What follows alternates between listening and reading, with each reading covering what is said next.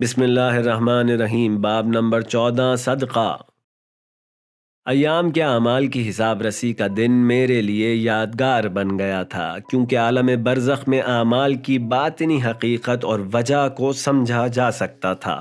جس چیز کو اس دنیا میں قسمت تصور کیا جاتا ہے، اس عالم میں اس کی کوئی حیثیت نہیں۔ یہاں تمام واقعات زندگی کچھ وجوہات کے توسط سے واقع ہوتے ہیں۔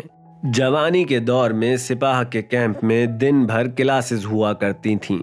آپ کے لیے یہ تصور کرنا محال ہوگا کہ میں اپنے دستے کے ساتھیوں کو کس قدر تنگ کیا کرتا تھا۔ اکثر جوان تھکاوٹ کے باعث سو جایا کرتے تو میں اور میرا ایک دوست انہیں تنگ کر کے جگا دیا کرتے تھے۔ اسی وجہ سے ہمیں الگ خیمے میں رکھا گیا تھا۔ کیمپ کی دوسری شب بھی ہم نے ساتھیوں کو تنگ کیا اور جلدی سے اپنے خیمے کی طرف لپکے تاکہ سو سکیں۔ عالم برزخ میں احساس ہوا کہ دوسروں کو تنگ کرنے کی غیر اخلاقی عادت نے میرے کئی نیک اعمال اور ان کا ثواب ضائع کر دیا۔ رات کے آخری پہر جب میں خیمے میں داخل ہوا تو میں نے دیکھا کہ ایک شخص میری جگہ پر سو رہا ہے۔ میں نے اپنے لیے ایک تکیہ اور کمبل مخصوص کر رکھا تھا اور ایک اچھا بستر بھی تیار کیا ہوا تھا۔ مجھے لگا کہ شاید میرا کوئی دوست مجھے تنگ کرنے کی خاطر بستر پر لیٹ گیا ہے۔ میں نے جوتوں کے ساتھ اس شخص کو جو میری جگہ پر سو رہا تھا ایک لات رسید۔ اچانک دیکھا کہ قبلہ صاحب جو تربیتی کیمپ کے پیش امام تھے اٹھ کر بیٹھے اور اپنے پہلو کو سہلاتے ہوئے فریاد کی، کون ہے؟ ارے کیا ہو گیا؟ میں ڈر گیا اور فوراً خیمے سے باہر آیا۔ کافی دیر بعد مجھے پتا چلا کہ ان کے سونے کا کہیں اور انتظام نہیں ہو سکا تھا، تو لڑکوں نے مجھے تنگ کرنے کے لیے قبلہ صاحب سے کہا تھا کہ یہ خیمہ خاص طور پر انہی کے لیے تیار کیا گیا ہے۔ میں نے ان کو 2 لاتیں بہت ہی بری طرح رسید کی تھیں۔ ان کا ایک ہاتھ اپنے دل پر اور دوسرا پہلو پر تھا۔ انہوں نے مجھے بددعا دی، اللہ کرے تمہارا پاؤں ٹوٹ جائے۔ ارے میں نے ایسا کیا تھا کہ جو تم نے مجھے لات ماری ہے؟ میں نے آگے بڑھ کر ان سے معافی مانگی اور کہا، مولانا صاحب مجھ سے غلطی ہو گئی، مجھے معاف کر دیجئے۔ میں سمجھا تھا کہ کوئی اور صاحب سو رہے ہیں، مجھے یاد نہیں تھا کہ میں نے فوجی جوتے پہن رکھے ہیں اور ان کی وجہ سے آپ کو اتنی تکلیف اٹھانا پڑے گی۔ الغرض میں نے اس رات ان سے بہت معافی مانگی اور اظہار شرمندگی کے طور پر ان سے رات اپنے خیمے میں ہی بسر کرنے کی درخواست بھی کی اور خود گاڑی میں سونے کا ارادہ کیا۔ پھر ان سے اجازت طلب کر کے خیمے میں اپنا تکیہ لینے داخل ہوا۔ جو ہی تکیہ اٹھایا تو ٹارچ کی روشنی میں ایک بہت بڑا سا بچھو اپنے ہاتھ کے پاس دیکھا۔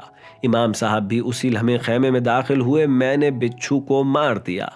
انہوں نے میرا شکریہ ادا کیا کہ میں نے ان کی جان بچائی ہے، لیکن پہلو میں درد کی شکایت بھی کی۔ رات میں نے گاڑی میں بسر کی اور صبح تربیتی کیمپ کے اختتام پر گھر روانہ ہو گیا۔ اسی دن کلب میں مارشل آرٹس کی پریکٹس کے دوران میرے پاؤں کا فریکچر ہو گیا۔ دلچسپ بات یہ ہے کہ یہ دونوں واقعات میرے نامہ اعمال میں تفصیل سے درج تھے۔ میز کی دوسری طرف بیٹھے ہوئے جوان نے کہا، اس بچھو کو حکم تھا کہ تمہاری جان لے لے، لیکن اسی دن تم نے صدقہ دیا تھا جس کی وجہ سے تمہاری موت مؤخر کر دی گئی۔ اس وقت صدقہ دینے کا منظر مجھے دکھایا گیا۔ واقعہ کچھ یوں تھا کہ اس دن سپہر کے وقت میری بیگم نے مجھے فون کیا اور پڑوس کے ایک گھر کی شدید مالی مشکلات کے بارے میں مجھے بتایا، اور یہ کہ ان کے پاس کھانے کے لیے بھی کچھ نہیں تھا۔ اس نے میری بچت کے پیسوں سے ان کی مدد کرنے کی اجازت مانگی۔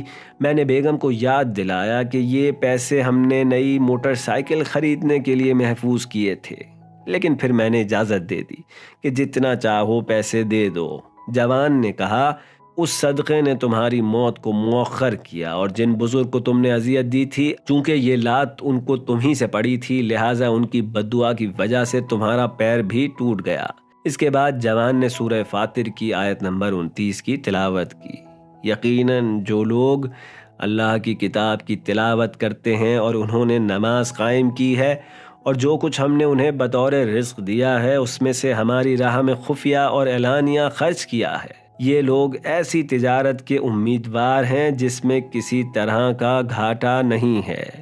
اور جیسا کہ ایک حدیث میں امام محمد باقر علیہ السلام نے فرمایا، صدقہ انسان سے 70 بلاؤں کو دور کرتا ہے اور نیز بری موت کو انسان سے دور کرتا ہے، کیونکہ صدقہ دینے والا ہرگز بری موت کے ذریعے سے دنیا سے نہیں جاتا۔ المیزان۔